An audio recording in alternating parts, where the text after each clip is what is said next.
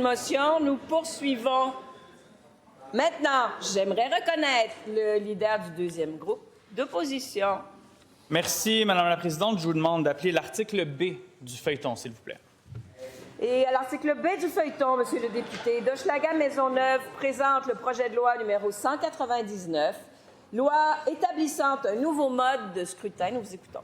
Merci, Madame la Présidente. J'aimerais saluer dans les gradins M. Charbonneau et l'équipe du Mouvement Démocratie Nouvelle, ainsi que M. Éric Duhem, chef du Parti conservateur du Québec. Note explicative. Ce projet de loi modifie principalement la loi électorale afin de mettre en place un nouveau mode de scrutin mixte avec compensation régionale. Le projet de loi énonce que le territoire du Québec est divisé en 80 circonscriptions et 17 régions électorales et il porte à 129 le nombre de sièges à l'Assemblée nationale. Ces sièges seraient de deux types. Les sièges de circonscription au nombre de 80 et les sièges de région au nombre de 49. Le nom et la délimitation des régions électorales qui correspondaient à ceux des régions administratives seraient fixés par la loi électorale. Le projet de loi prévoit que les sièges de circonscription et les sièges de région sont répartis à l'intérieur des régions électorales. Un minimum de 2 sièges de région et d'un siège de circonscription serait octroyé à chacune des régions, exception faite de la Gaspésie et de la Madeleine, qui obtiendrait un siège de circonscription additionnel, et des régions de la Côte-Nord et du Nord du Québec, pour lesquelles seul un siège de région et un siège de circonscription leur seraient respectivement garantis. Les autres sièges seraient répartis entre les régions en fonction du nombre d'électeurs qui y ont leur domicile.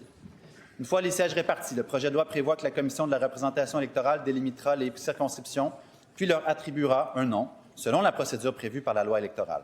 Toutefois, les circonscriptions des Îles-de-la-Madeleine et de l'Ungava seraient constituées et délimitées par la loi électorale. Le projet de loi permet à un candidat indépendant ou à un candidat d'un parti autorisé de poser sa candidature pour l'obtention d'un siège de circonscription ou pour l'obtention d'un siège de région. Dans le cas d'un candidat de parti, la candidature pour l'obtention d'un siège de région devrait se faire au moyen d'une liste régionale de candidats dressée par le parti. Les règles relatives aux mises en candidature, à leur remplacement et à leur retrait seraient modifiées en conséquence. Enfin, une personne pourrait poser simultanément sa candidature pour l'obtention d'un siège de circonscription ou d'un siège de région.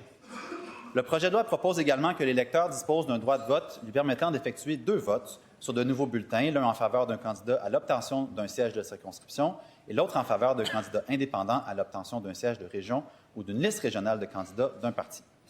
Pour tenir compte de ces distinctions, le projet de loi modifie notamment les règles touchant les autorisations, l'affichage, la transmission de divers documents tels que les listes électorales, l'exercice du droit de vote, le dépouillement, le recensement des votes, le dépouillement judiciaire et la contestation d'élections.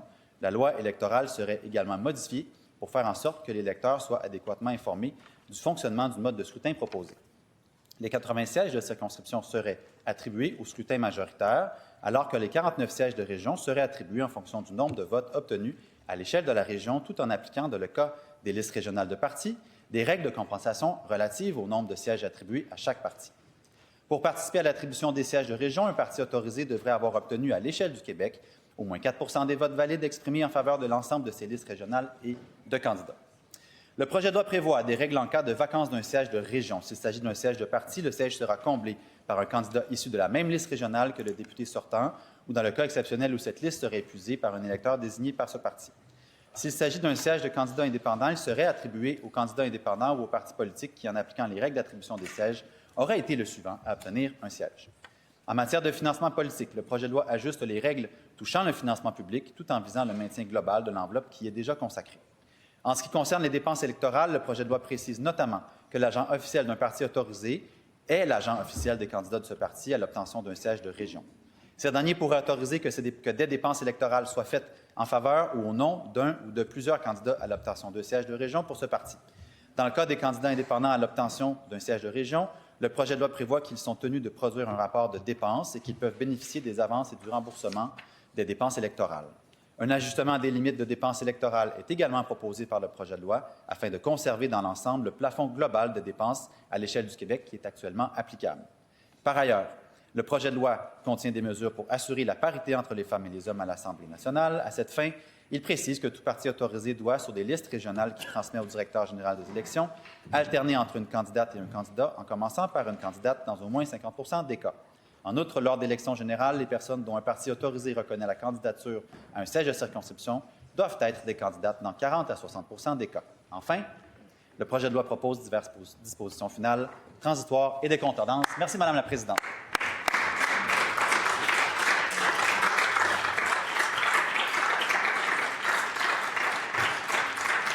Est-ce que la l'Assemblée accepte d'être saisie de ce projet de loi? Adopté? Oui. Oui, c'est votre droit. Alors, vous êtes toutes et tous assis à vos places. La période de vote est maintenant ouverte.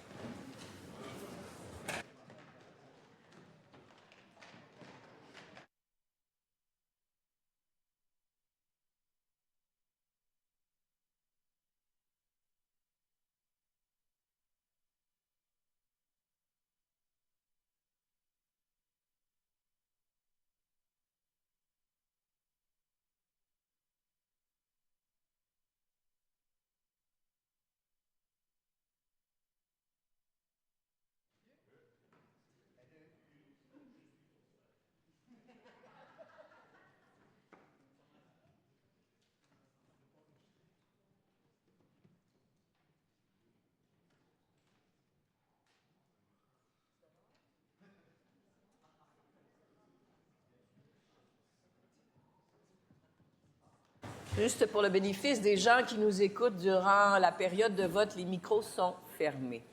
La période de vote est terminée. Le résultat, Monsieur le secrétaire général. Pour 105, contre aucun, abstention aucune.